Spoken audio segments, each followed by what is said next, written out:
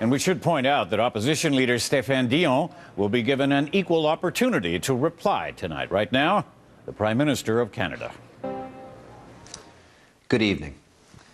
Canadians take pride in our history as one of the world's oldest continuous democracies.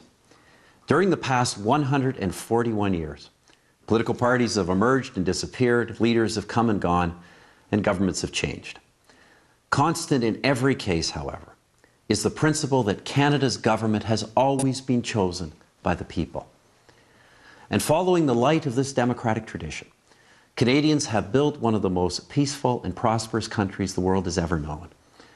A land of hope and opportunity that inspires others around the globe and has drawn millions as new immigrants to our country. On October the 14th, for the 40th time since Confederation, Canadians voted in a national general election. We are honored that you returned our government to office with a strengthened mandate to lead this great country through the most difficult global economic crisis in many decades.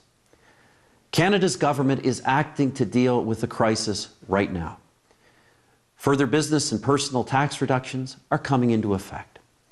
We are doubling spending on infrastructure. We're ensuring credit for businesses and consumers by injecting liquidity into financial markets. We're helping seniors who rely on RIF income and securing pension plans.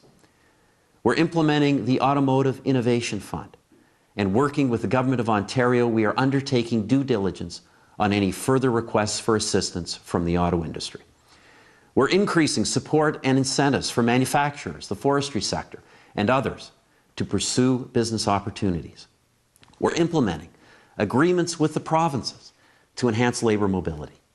And next month, on January the 27th, we will bring in a budget which will contain additional measures to boost Canada's economy, while making sure we avoid a long-term structural deficit in the finances of Canada. In preparation for that budget, we are consulting widely with Canadians, meeting with the premiers of our provinces and territories, and working in collaboration with our international partners in the G20. The Minister of Finance will be consulting with the business community and interest groups. We are consulting with and expect to hear more from the opposition parties in Parliament. We hope they bring forward specific proposals. We have invited them to do so. In fact, we have already changed some of our own proposals to meet their concerns. Unfortunately, even before the government has brought forward its budget, and only 7 weeks after a general election, the opposition wants to overturn the results of that election.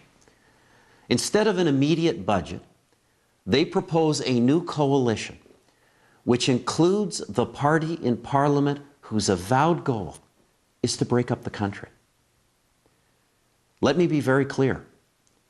Canada's government cannot enter into a power-sharing coalition with a separatist party. At a time of global economic instability, Canada's government must stand unequivocally for keeping the country together. At a time like this, a coalition with separatists cannot help Canada.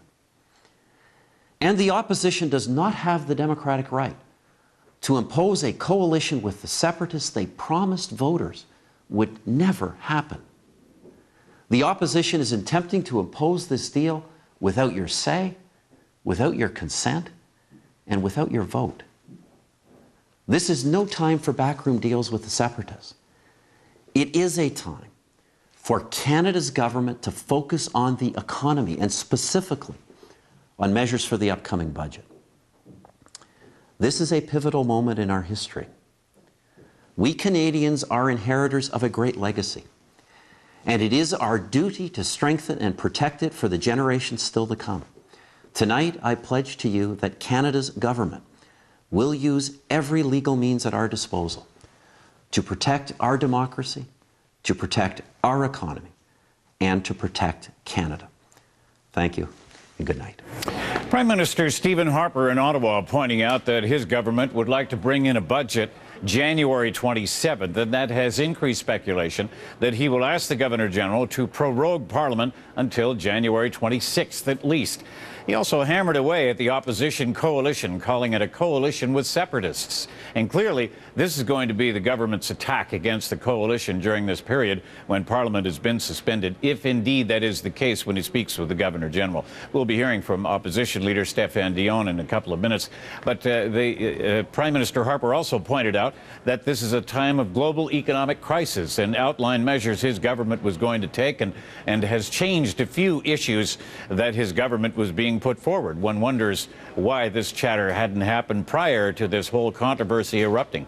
Let's go live now to Ottawa and our political specialist, Richard Manton. Richard, I should tell you, there are heavy rumors circulating in Ottawa tonight that the Conservatives are offering Senate seats, even cabinet positions, to some Liberals if they choose to cross the floor and support the government. I don't know whether you've heard that.